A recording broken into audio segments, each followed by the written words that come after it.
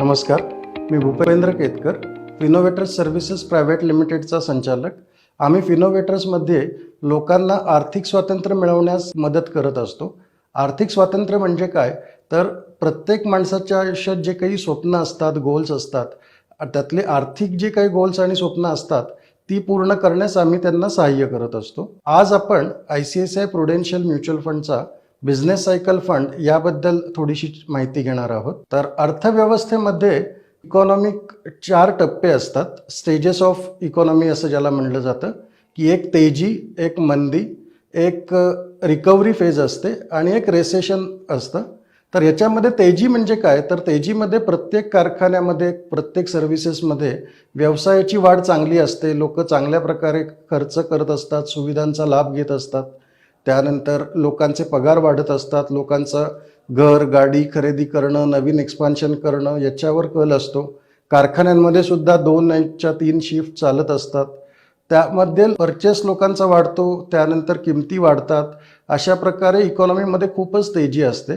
तर अशा तेजीमध्ये कुठले सेक्टर्स चांगले काम करतात, उदाहरणार्थ घर खरेदी असेल त्यामुळे कन्स्ट्रक्शन, गाड्या खरेदी असेल त्याच्यामुळे ऑटोमोबाईल किंवा सिमेंट, स्टील ह्या ज्या मूलभूत गोष्टी वाढत असतात नवीन कारखाने काढण्यासाठी किंवा कॅपॅसिटी वाढवण्यासाठी, असे सर्व सेक्टर्स चांगल्या प्रकारे कामगिरी करू शकतात. अशा वेळी आपल्याला अशा शेअर्समध्ये गुंतवणूक केली तर फायदा होऊ शकेल. ह्याच्याच बरोबर उलटं म्हणजे मंदीच्या वेळेस काय होतं, तर मंदीमध्ये उत्पादन क्षमता कमी केलेली असते कारखान्यांनी, कारण डिमांड नसते. डिमांड कमी असल्यामुळे कामगारांमध्येही ले ऑफ होतात किंवा त्यांचे पगार कमी केले जातात. पगार कमी झाल्यामुळे लोकांची क्रयशक्ती कमी होते. लोक नवीन नवीन खर्च करायला घाबरतात, घर गाडी घेणं पुढे ढकलतात. त्याच्यामुळे बाजारामध्ये एकंदर डिमांड कमी होते आणि त्याचा परिणाम असा होतो की कंपन्यांचं उत्पादन कमी होतं. उत्पादन कमी झालं की नफा कमी होतो आणि तो नफा कमी झाला की परिणामतः त्यांच्या शेअर्सची वाढ तेवढी होत नाही. तर अशा वेळी जे काही आपल्या रोजच्या जीवनात लागणाऱ्या गोष्टी असतात, जसं की तेल, साबण, शॅम्पू किंवा औषधं, हॉस्पिटल्स, ह्या गोष्टी तर आपण बंद करू शकत नाही कुठल्याही परिस्थितीमध्ये. तर अशा वेळेस फार्मास्युटिकल किंवा FMCG ज्याला आपण म्हणतो, अशा कंपन्यांमध्ये जर गुंतवणूक केली तर त्याच्यामधला नफा टिकून राहतो, घसरण होत नाही त्याच्यामध्ये.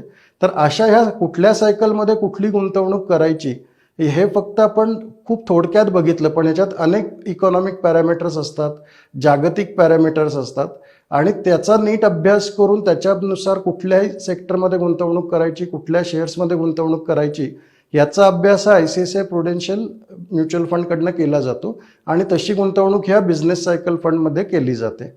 आता ह्याच्यामध्ये जागतिक घडामोडी पण अनेकदा घडत असतात, की आपल्याकडे परिस्थिती बरी असते पण जगात परिस्थिती खराब असते, पण आपल्याकडे परिस्थिती चांगली असते. तर अशा वेळेस ह्याचा नीट अभ्यास करून त्याच्याप्रमाणे गुंतवणूक करण्याचं स्किल हे ICICI प्रुडेन्शियल म्युच्युअल फंडाकडे नक्की आहे. तर ह्या सर्व बाबींचा अभ्यास करून हा बिझनेस सायकल फंड गुंतवणूक करत असतो. याच्यामध्ये कुठलाही बायस नाही आहे, म्हणजे लार्ज कॅपच गुंतवणूक करायची का मिड कॅपमध्येच गुंतवणूक करायची का स्मॉल कॅपमध्ये गुंतवणूक करायची, असं कुठलंही बंधन नाही आहे.